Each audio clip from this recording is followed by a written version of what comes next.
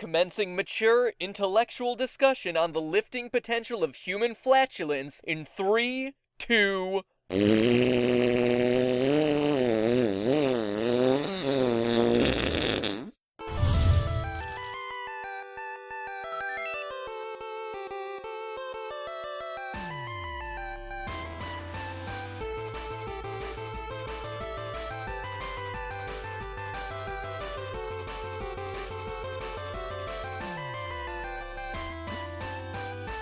Hello, Internet. Welcome to Game Theory, the only show that can talk for 8 minutes about the real-life physics of a virtual fart, and then follow it up in the next episode with a dissertation on quantum mechanics, cause, you know, that's how we roll. Now, farting as a power in video games is nothing new. Mortal Kombat's Bo Raicho, Abe from Oddworld, Agumon from Tekken, but no butt bugle has ever been quite as powerful as the Wario Waft in Super Smash PewDiePie fans Brawl. Did it, bros. You bros. Thank you, bros. You bros really 2 million bro fists. Activating in 3 frames, lasting a second, and dealing over 40% damage at full charge, it may not be silent, but it certainly is deadly. And look at that height! So my twisted mind of Dr. Brain asked, what would it take if I too wanted to become a human butt rocket? What sort of force is leaving Wario's nozzle when he uses this move? Is the secret to a real-life double jump just eating a bunch of beans? Let's find out. First, why does Wario have such a gas problem? Well, the wind for blowing these butt trumpets come from 2 primary sources: swallowed air and the byproducts of intestinal bacteria. When food passes through the small intestine and doesn't get digested, these bacteria get their turn at it. Their feasting results in large amounts of hydrogen and methane gas, which builds until being released via flatus. Now, Nintendo has repeatedly shown that Wario's favorite food is garlic, that he eats it in whole cloves. Garlic contains a high amount of starch, which is more difficult for the human body to digest. Thus, more of it makes it to the bacteria at the end of the line, resulting in more fart fuel. So Wario's fictional diet is the real-world reason that his rectal revolver is constantly locked and loaded. So in order to find out how much force is behind one of Wario's bunghole buzzers, this is the equation we need to solve. It's pretty intense. I mean, this is quite literally rocket science. Best place to start is by breaking it down. M is the mass of Wario, G is the acceleration of gravity, V is the velocity of the rocket, Y is the height the rocket reaches, K is the number representing all of the wind resistance forces, and T is the number we're looking to solve, the motor thrust in newtons. Let's knock a few easy ones out first. Acceleration due to gravity, 9.81 meters per second squared. That's just gravity on Earth. Another easy one to fill in, the mass of Wario. Official Nintendo sources list Wario weighing in at 308 pounds, or about 140 kilograms. But now's when they start to get hard. Let's do height next. The Wario Waft has varying strength dependent on how long it's had to charge. For maximum height, you have to wait about a minute 50 seconds. So, besides clenching, what's a Wario to do? But to work that booty! Twerk across the street, twerk, twerk, twerk across the street, twerk, twerk across the street, twerk, twerk, twerk across the street. Twerking my way downtown, twerking fast, days is past and I'm hood bound.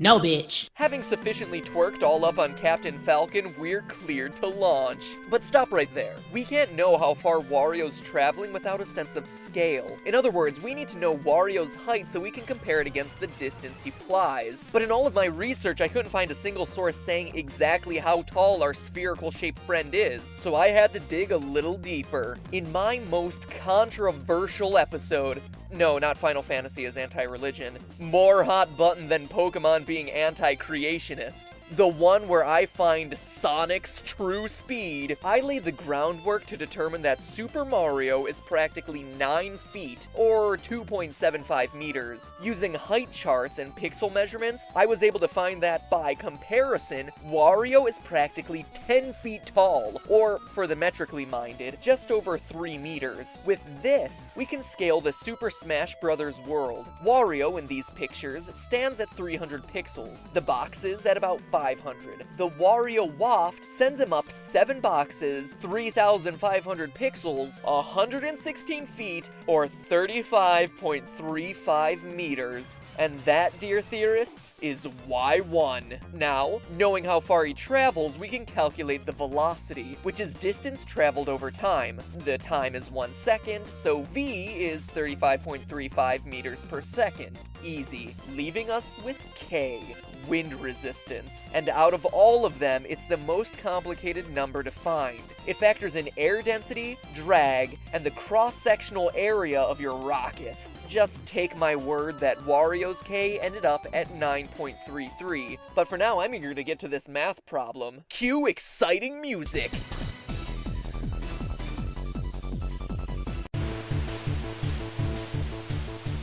Wow, it really doesn't matter what music I put under this. It is still boring. Drumroll, please. At the moment of flatulence, the force squeezing its way through Wario's cheeks is an astounding 13,138 newtons. What, are you not impressed? Oh, I get it. You have no idea what that actually means.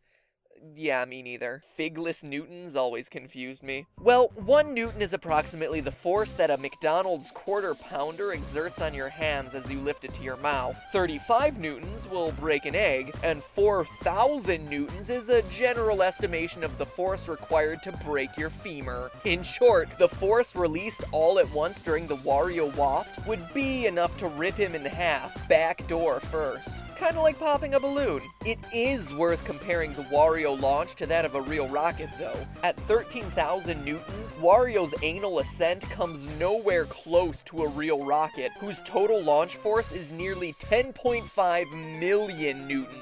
But that number's a little misleading. Force is equal to mass times acceleration. And because he's so much less massive than a rocket, Wario's acceleration at about 93 meters per second squared is actually 18 times faster than a NASA-approved rocket. Houston, we have a Wario.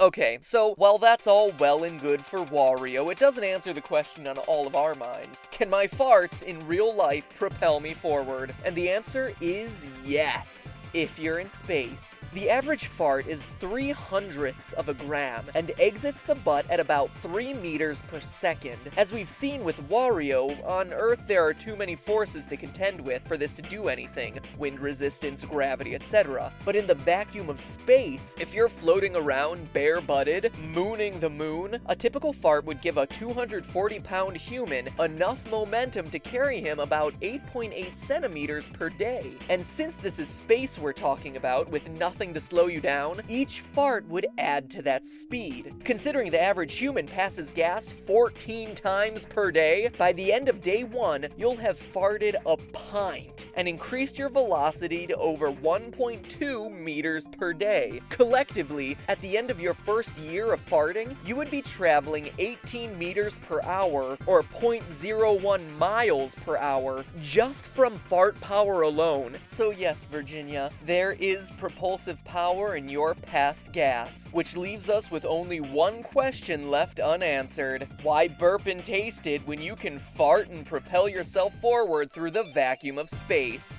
But hey, that's just a theory. A game theory. Thanks for watching.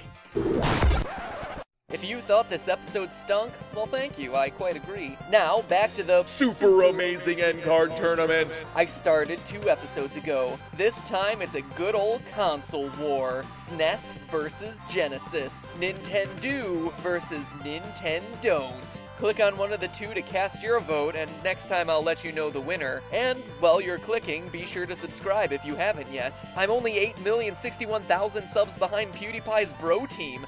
So close! Maybe if I had a foreign accent. Hello, bros. Welcome to No, it would never work.